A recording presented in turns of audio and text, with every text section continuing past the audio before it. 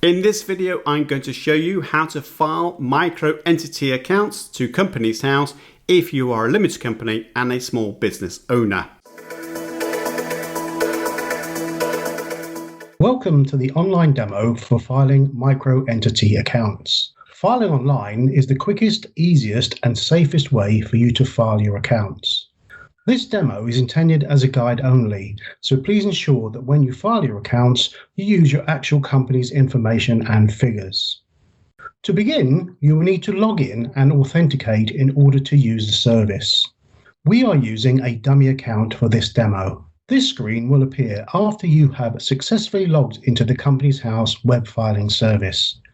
You should have already prepared your accounts by this stage. Once you're on the company profile page, select File Accounts. The dates next to this button will also advise you on the account's filing periods. On the next page, select the Micro Entity Accounts option. Next, you'll need to make sure that your accounts meet the outlined criteria. Your accounts need to meet at least 2 of the outlined criteria. The criteria may change from time to time as we update the online filing service. Once you've checked this, select Micro Entity Accounts. You'll then be taken to the balance sheet. You should use the values on your prepared accounts here. If your company is submitting its first year accounts, only the current period will be displayed. For demonstration purposes, we're going to use sample data.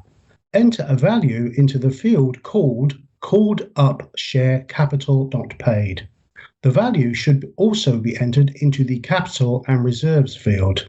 If some fields don't apply to you, leave them blank. Please carefully read the statements on this page. Select the tick box to confirm you agree to them. You must also sign and date the accounts you are filing. You also have the option to provide additional notes by expanding the link at the bottom of the screen labelled "Do you want to provide any footnotes to the balance sheet?" This is where off-balance sheet arrangement notes can be added. You will need to insert information about the number of employees you have. Once you have entered all of the information, select Validate and Continue. Now is your chance to review your content and change it before you file your accounts.